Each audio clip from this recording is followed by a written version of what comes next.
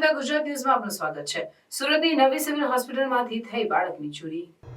નવી સિવિલ હોસ્પિટલમાંથી થયેલ બાળક ચોરીનો ભેદ પોલીસે ગણતરીના કલાકમાં ઉકેલી બાળકનો કબજો લઈને ચોરી કરનાર દંપતીને ઝડપી લીધા।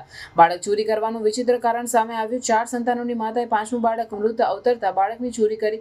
બાળક ચોરીનું વિચિત્ર કારણ સામે આવ્યું, જેમાં મહિલાનો પતિ વારંવાર મહિલાને ચોર ચોર કહેતા હોવાથી મહિલાએ બાળક ચોરી કરી હતી।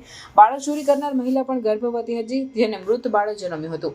ચોરેલા બાળકને મહિલાએ સ્તનપાન પણ કરાવ્યું હતું। ડીસીપી વિજયસિંહ ગુર્જરે કહ્યું કે સિવિલ હોસ્પિટલમાંથી બાળક ચોરી થયાની માહિતી મળતા જ અલગ અલગ બ્રાન્ચે તપાસ હાથ ધરી હતી, જેમાં એક આધાર કાર્ડ મળ્યું હતું, જેના આધારે એક લોકેશન મળ્યું, જેમાં તપાસ કરતા એક મહિલા મળી, જેને 4 સંતાનો છે, એક દીકરો અને 3 દીકરી છે। તેણીને 5મી પ્રસૂતિ વખતે મૃત બાળક જન્મ્યું। પતિ ચોર ચોર કહેતો હોવાથી બાળકને ચોરી હોવાનું તેણીએ સ્વીકાર કર્યું। તેઓ મૂળ બિહારના વતની છે। બાળકના કાકા વિકાસ શુક્લાએ કહ્યું કે મારી ભાભીને સીઝરથી ઓપરેશન થયું હતું, બાળકને ચોરી કરવામાં આવ્યું હતું, બ્લુ કલરની કોથળીથી લઈ જવાયું અને અમને સિક્યુરિટીવાળા પૂછે છે, જ્યારે સિક્યુરિટીવાળા ચોરને સવાલ કરતા નથી, જેથી સિવિલ હોસ્પિટલની સિક્યુરિટી સામે જ અમે પ્રશ્ન ઉઠાવીએ છીએ। અમે યુપીના હોવાથી અમારા પ્રશ્ન પણ પોલીસે ન સાંભળ્યા હોય તેવું અમારી સામે આવ્યું છે। સિવિલની સિક્યુરિટી એકદમ ઝીરો છે, ડોક્ટર પણ સમયસર આવતા નથી તેવા ગંભીર આક્ષેપ તેમણે વધુમાં કર્યા હતા।